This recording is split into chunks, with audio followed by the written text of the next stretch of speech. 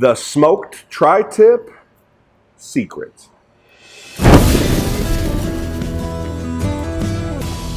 Today, we're smoking a tri-tip.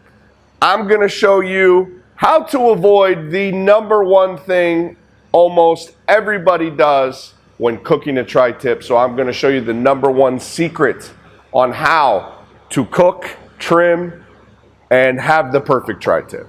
If you don't know me, my name is Kyle Matuszewski. I'm the owner of You're Behind Barbecue. Welcome to the channel. If you're new here, please like, subscribe, do all that, ring the bell. If you're back, welcome back. Today we're knocking out tri-tip. So I got me this beautiful looking tri-tip at my Fry's, aka Kroger for everybody else. Tri-tip comes out, it's kind of like this a little bit.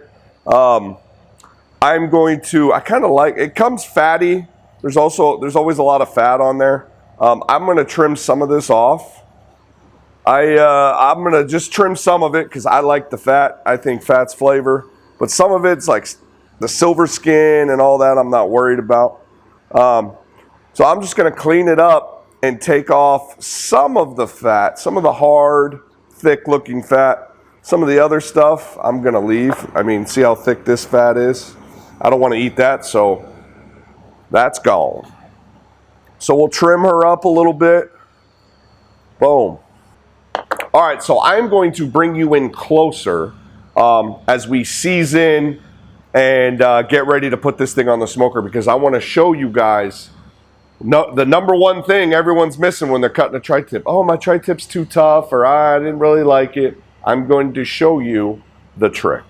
All right, so I brought you in closer, and if you look at a tri-tip, it's kind of like, let me flatten it out a little bit. So you got grains running like this here, okay? And then it switches and the grain is running long ways.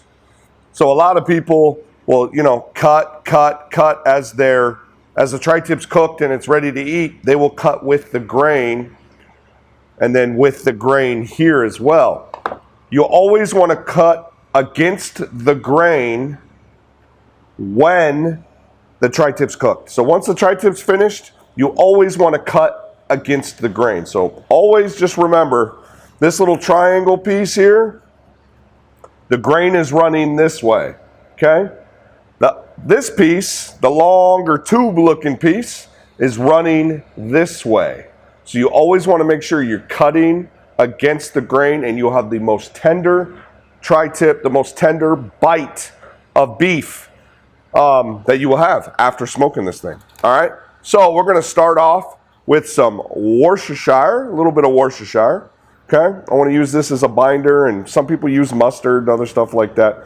You can use what you like, but me, I want to keep it old-fashioned, keep it simple. And I'm going to rub this sucker down, flip it over, and do the same thing. Rub it down, rub it down, rub it down. Okay, we are going to start with a new signature little blend I'm coming up with. It's getting ready to get bottled. We use it here at the restaurant. It's a little salt, pepper, garlic rub that we use. It's got a few other little secret ingredients in there. So yeah, this will be bottled soon. I'm still kind of working on it, but any type of your favorite beef rub that you like to use on your steaks, anything like that you can use. I like salt, pepper, garlic, plus a little couple secrets, but I like salt and pepper on mine. Then we are going to use our green chili bacon rub, and I just want to do a little light dusting on this. Give it a little kick, give it a little heat. Do a little dice. A little bit of that. Just tap her in. Okay.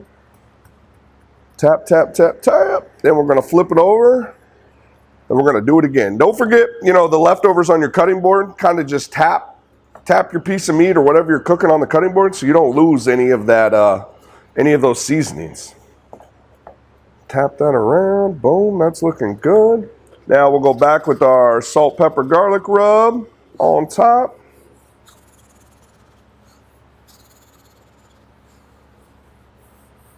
Boom, set that. It's got thick salt in it. I really dig this rub. Okay, then light green chili bacon rub on top. Boom. So I wanted to bring you closer and kind of show you how to make sure you're always cutting against the grain, because when you cut with the grain, your meat's going to be very tough. But if you cut against the grain, your meat is going to be perfect.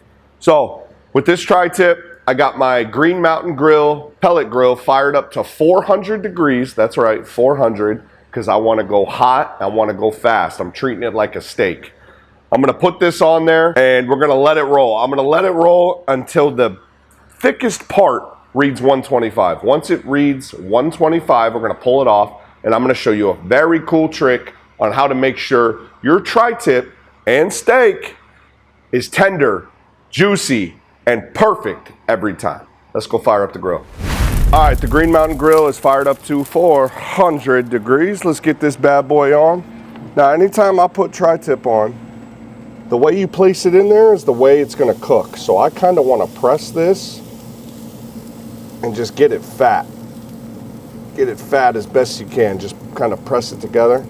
Because if you lay it in there just flat, it's gonna cook flat. So however you set your meat in here is how it's gonna cook. Boom, that's good to go. 45 minutes, I'm gonna give it 45 minutes and I'll come back and check it out. All right, 45 minutes in, let's check the temp on our tri-tip. Oh man, she's looking good. 124, come on baby. 127, 130, 126. All right, now for the cool part. So get yourself a piece of foil right at 125 degrees. You're gonna pull this out and you are going to wrap tight in foil. Boom, it's wrapped up tight in foil right off the grill. We're gonna start a timer right now for 30 minutes. 30 minutes and we're gonna cut into it. And you'll see why I wrapped it.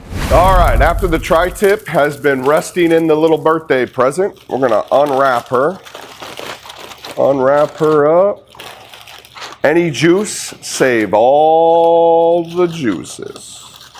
Now, I'm a big fan of letting my meat rest,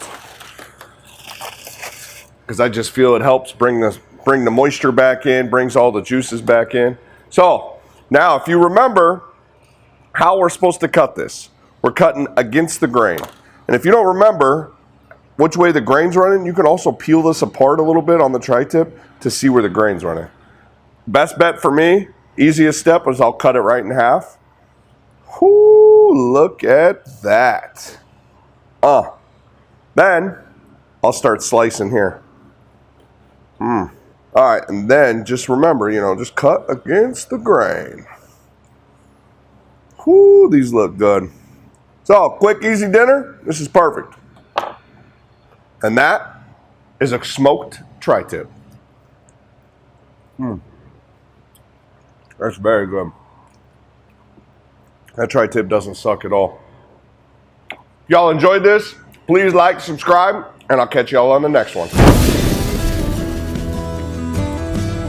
Thank you for watching. Make sure you like, subscribe, ring the bell so you don't miss a thing.